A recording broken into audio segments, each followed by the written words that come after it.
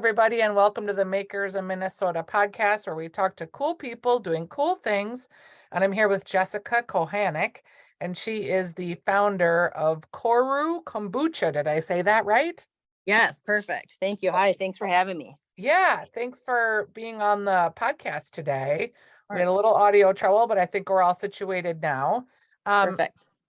Jessica, tell me about your foray into kombucha making.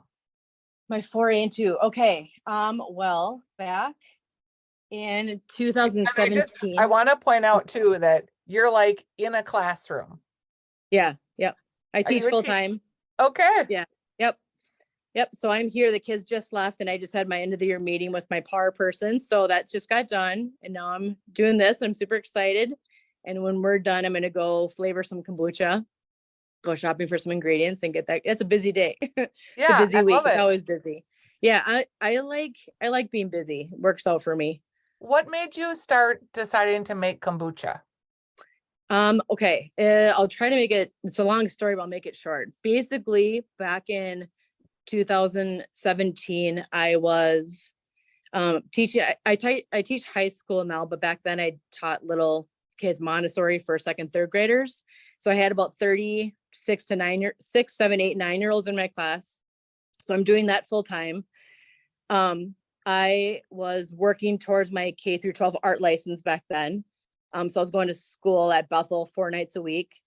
And my son, I'm a single mom, and my son was in hockey and the goalie. So I had all this going on, and I'm like, oh, I'm so tired, like going to class at night and getting everything done. And my body doesn't do well with caffeine or sugar. So I'm not a pop drinker, and coffee makes me ill. So, I mean, I love the taste of it, but it doesn't do well with my body.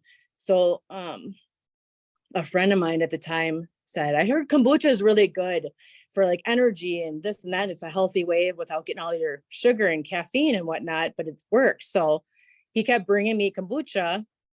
And after about 2 weeks, I'm like, oh my God, I was going to class at night without yawning, and I could get through the day a lot easier. I dropped a few pounds. I just felt really good. I just felt really good.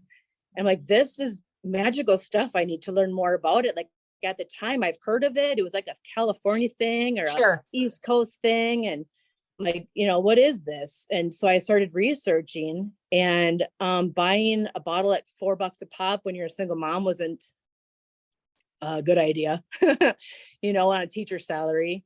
So I, YouTube, how do you make kombucha, and did it.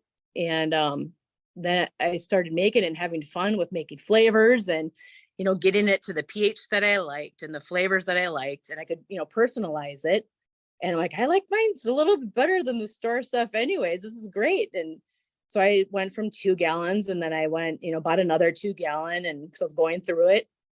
And I'm like, Mom, sister, friends, you guys got to try this stuff. This is freaking amazing. Like all the benefits that's coming out of this. And so I started making more. And then I had like glass jars all over the house. So I'm like, okay, well, I went and bought a 30-gallon fermenter, and then another one.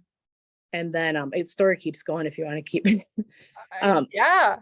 Okay. So I went, what was it? I wrote a teacher's grant to go to Hawaii to study the flora and fauna of Hawaii, and won it. So I went to Hawaii for almost a month with my son at the time, and met all these amazing people. And it just so happened when I was there, I met these people that were making the Hawaii kombucha, and I saw what they were doing and how they were doing it. And I'm like, I can do that. So I came home and did it. But went down to Kansas City with the Brewery Kombucha, thanks guys, and bought 4 90-gallon fermenters from them. And I'm like, yeah, I'm doing this commercially. I got to share this kombucha with the world. Let's go, let's do this. And I started looking at shared kitchens, and I'm like, I can't afford this. I can't afford that because my stuff takes up too much space, and it wouldn't like be logical to do this. A friend of mine, Ryan, who was one of the owners at Stack Deck Brewery downtown St. Paul, he said, just come here and brew. I'm like, okay, thanks, man. So we tried it out. I took a break from school to do this. 2020, March of 2020, everything shuts down the month I moved in there. But I just really focus on getting, making it commercially and getting in. My goal was just to be really local, really like coffee shops, people in St. Paul. I just wanted to kind of Inver Grove, where I'm from. Yep. And supply my people, right, that were around me, and at least do that. And I'm still teaching full time, so I didn't want to get all crazy big. And so that worked out really great for a while. Stack Deck is no longer. And so I spent a lot of time emailing breweries from all over, the Twin Cities. Hey, do you have space for me? Do you have space for me? Let's, I probably got 15 to 20. Nope, I'm sorry. Good luck in your adventure. We don't have that much space. And when I finally went to 11 Wells Distillery, Yep. and talked to the guy there, he's like, we don't have what you need. Why don't you go talk to the guys at St. Paul Brewing? I'm like, I swear I did, but I checked my emails and I didn't, but I went over and talked to Bob, who's the head brewer over there. Awesome guy. Everyone there is awesome. And he's like, yeah, we can make space. Let's do this. So I got to talk to Rob, the owner, and they made space for me. And I'm like, at the time I was ready to, in my mind, I was ready to start my own shop and be done with teaching. And, but I'm still there, and it's been almost 2 years, I think now. But I've really learned, I'm in a different teaching job that I absolutely love. Yeah. I'm teaching at an alternative high school. I'm the electives teacher. So I get to do art and cooking and careers and teach them about the real life stuff. And so I'm doing a really good job of balancing both things. I'm still taking in a few new, what's the word I'm looking for? Not clients, but just places to sell kombucha. Retailers. Yep. Thank you. Retailers. Yeah. I just got into Red Rabbit on Grand. And yeah, it's just fun, just an adventure. And I don't know what I'm going to do in the future, but just keep growing as it comes organically, I guess. Yeah.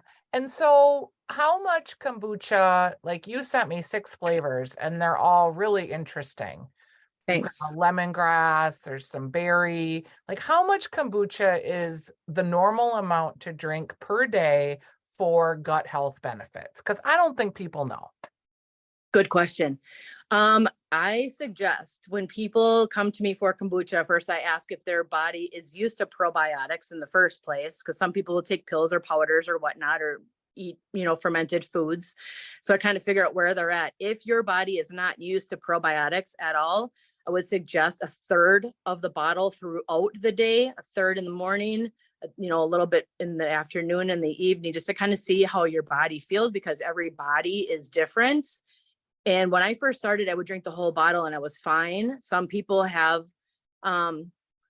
issues that kombucha is known to help out. So it might have more effect on your body. And kombucha is known to it's like, I always say, it's kind of like cleaning out a junk drawer. Yep. Right. And so the probiotics and the kombucha, you got to get everything out of there, all this yucky stuff, and get it out. And it kind of flares up and it's like a mess. What did I do? This is a huge mess. But then you kind of put back what you need, and it kind of helps in that. I compare it that way. So to answer your question, I would start, if you're not used to it, like 1/3 of the bottle, maybe 3 ounces at a time. Okay. If you're nervous, start with 1 ounce, because it is a detoxifier, right? So. And then is it started with plain distilled vinegar, or do they always use cider vinegar?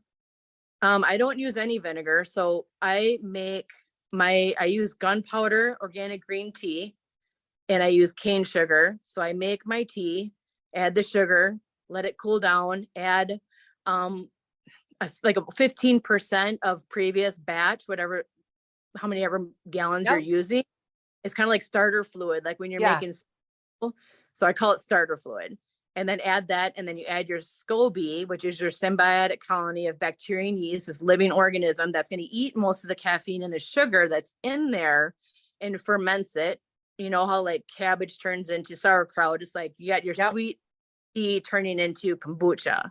So I don't start with any vinegar.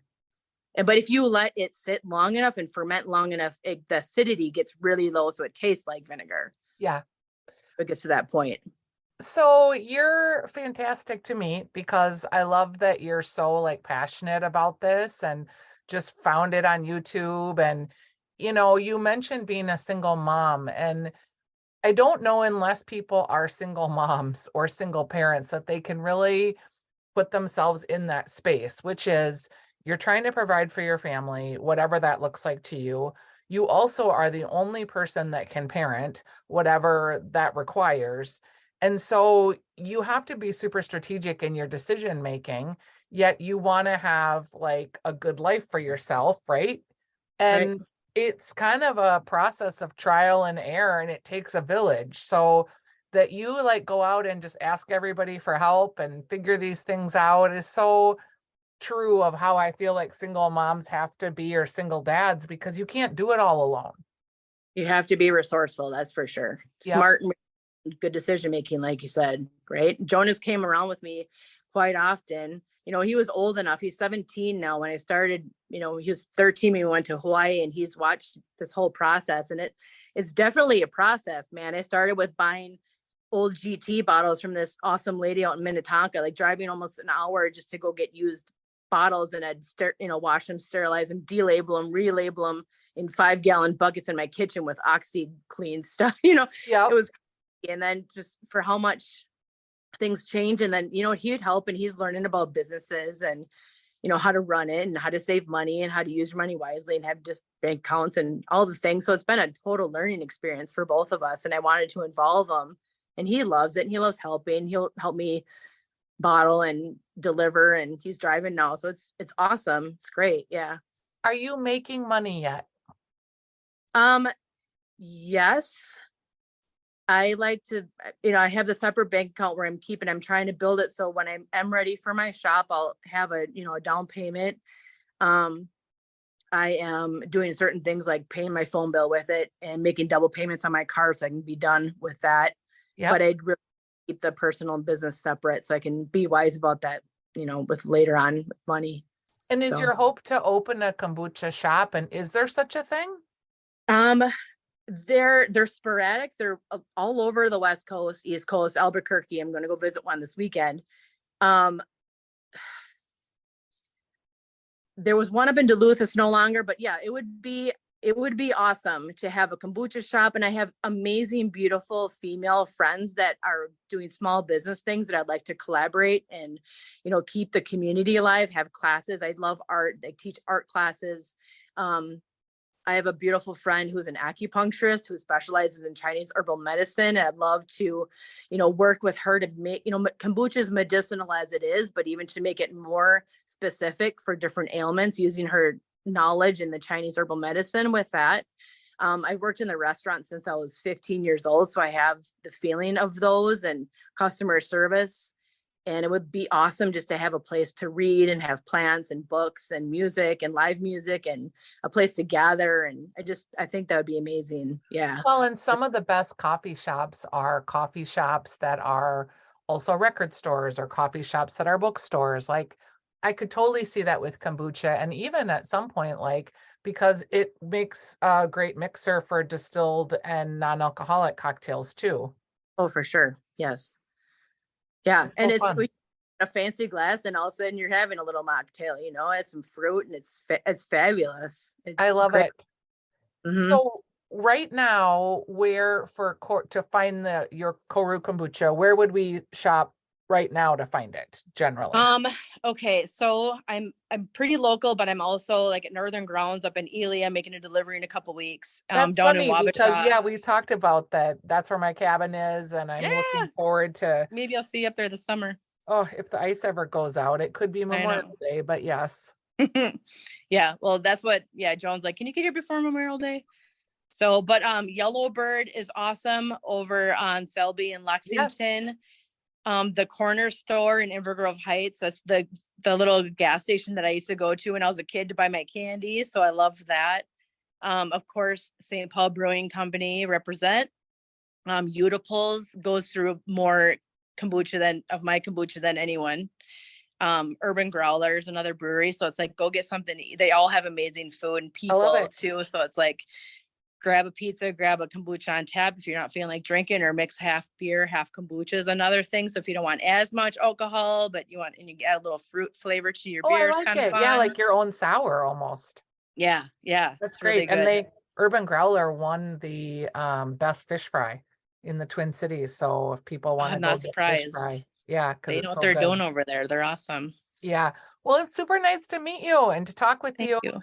I'm going to keep my eye on you because I can just tell, like, sometimes you talk to people and they got the thing or they don't have the thing, and you Mm. have the thing. I just think you need the time to get all your resources together. But I think your product's tremendous. I loved the Thank you. labeling. I liked the packaging. I thought it tasted super great.